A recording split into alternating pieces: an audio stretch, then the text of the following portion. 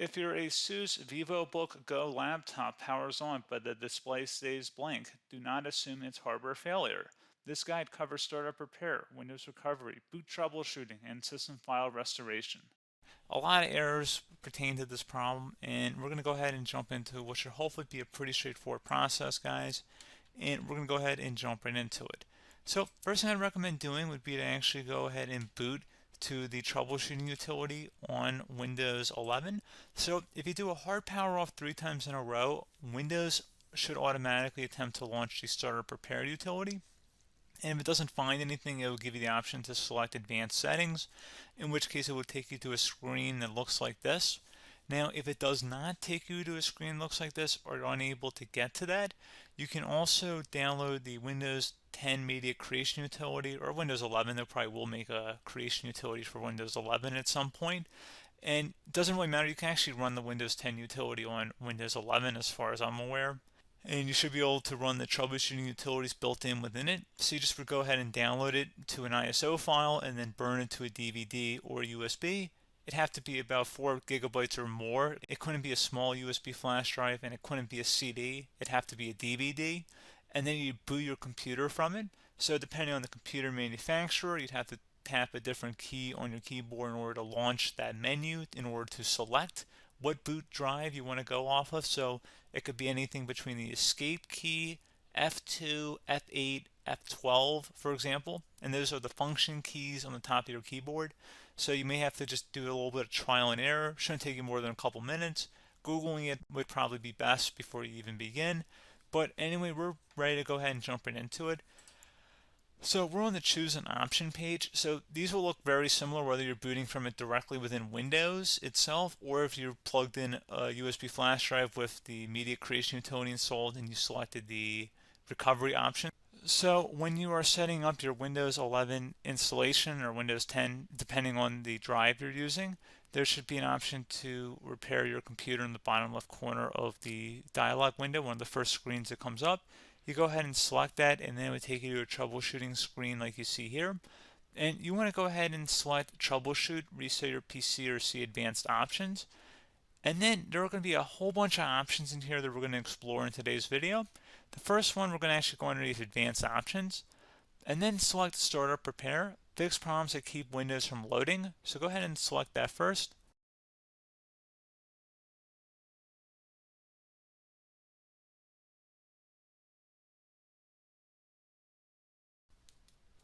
Okay, so you can see it could now repair our PC. That was our first option we could try. Something else, if we go back into advanced options here and then select troubleshoot, we're going to go underneath advanced options again. You can go ahead and actually access safe mode by selecting startup settings. And then if you select the restart button, you have the option on the screen select safe mode with networking, which will give you a key on the screen. It'll tell you which key to press to enter that. I believe it's the F7 key. It'll do that for you. I'm not going to go over that in today's tutorial because I don't really want to go into safe mode, but you're more than welcome to attempt that by going into here and then selecting restart. Again, it'll launch another screen. It'll say what key do you want to press, and it'll give you like 7 or 8 different options, and you want to select safe mode with networking. There's also an option for a command prompt too, but that's going to be something we're going to cover later in this video, and we don't even have to go through that in order to access it. So that's why I'm not going to really push for that, because unless you know exactly what's causing the problem, you probably don't need to go into safe mode. Unless you're trying to recover files, in which case then you definitely can go into safe mode, but we're trying to actually recover our computer here. So I hope that makes sense. Something else we can also try here as well would be to uninstall updates, remove recently installed quality or feature updates from Windows. So if you go ahead and select that, you can uninstall the latest quality updates, which generally is the more day-to-day updates. Feature updates are the less regularly released ones, like the big ones. I would equate it to service packs in like Windows 7 and Windows Vista and Windows XP. So larger updates that occur once or twice a year at most. And the quality updates are more just a regular update. So probably obviously depend, it'll take longer if you're going to try and uninstall the latest feature update versus quality update. And maybe you don't need to go back that far. So just giving you guys a couple of pointers with that. Something else you can also look at here, and we're going to jump into the command prompt in a little bit, But you can select System Restore, which will use a restore point recorded on your PC to restore Windows. And this is something I would highly recommend here, guys. So select Next. Assuming you have a restore point saved on your computer, you go ahead and select the most recently created one, and you'll select Next, and then you'll select the drive. You shouldn't actually have to select the drive. You can scan for affected programs, but we're going to keep it all default here, and then we're going to select Finish. So once started, System Restore cannot be interrupted. Do you want to continue? I think we're going to select yes. I don't think we have anything better to do on our computer right now, so just give it a moment here to initialize. It will take a couple minutes to run, obviously depending on how large your hard drive is and how much is saved on the System Restore point. So just give it a couple minutes here.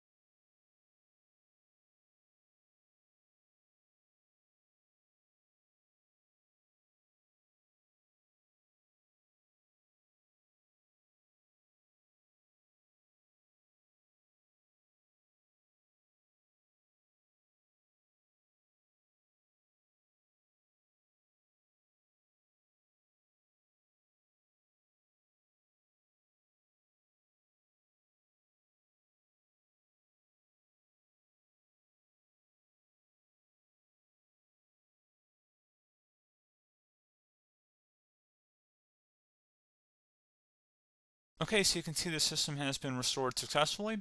We're going to go over a couple different methods in addition to that if that did not work. So I'm just going to pause the video and we're going to start back on the recovery screen that we started with. Okay, so a couple other things we can try here too. If you go back into troubleshoot, you can select reset your PC while you choose to keep or remove your personal files and then reinstalls Windows.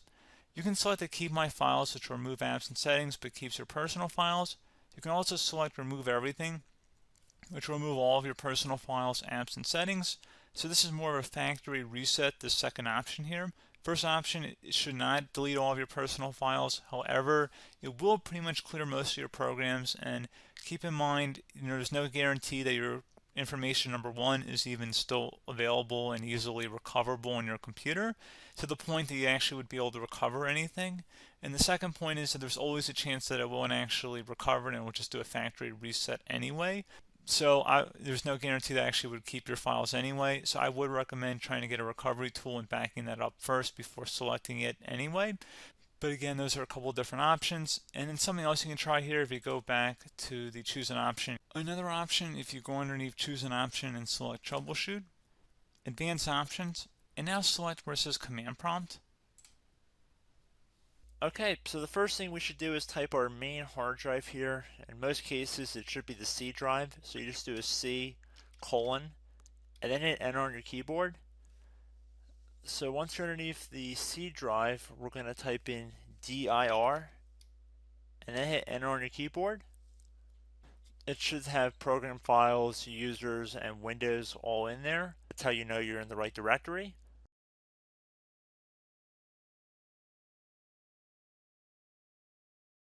In some cases, it might be the D drive as well, so just keep that in mind.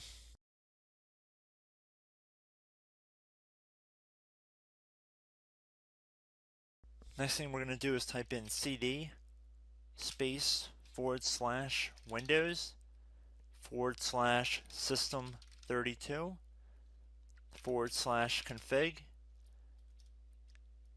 and then you're going to hit enter on your keyboard.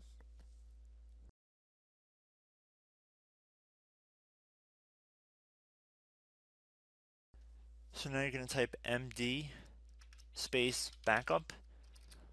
If you've seen other tutorials, it might also say to put down md backup. That's because the backup name is pretty common when you want to back something up. So you can name this whatever you want, doesn't have to be backup. So if you've already made a backup folder in the past, you could do backup 1, for example. So once you're done setting the name you want the backup to be called, hit enter on your keyboard again.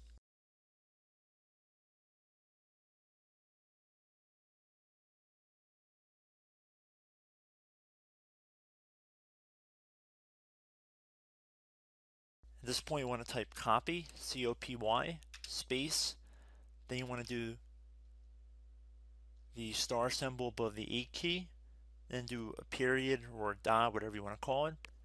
Then another star sign, and then another space, and then type backup, and then hit enter on your keyboard.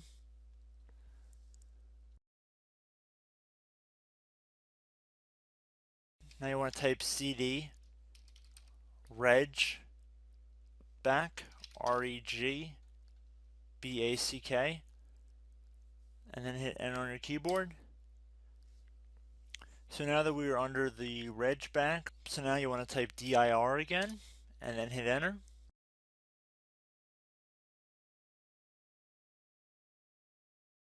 So now at this point we're going to type copy again. So copy, space, star sign, dot, another star sign, space, and then 2 dots. So we're going to type copy, space, star sign, dot, sign, star sign, dot, dot, and then hit enter on your keyboard again. So for overwrite, you want to overwrite all. So type A on your keyboard, so capital A, and then hit enter on your keyboard.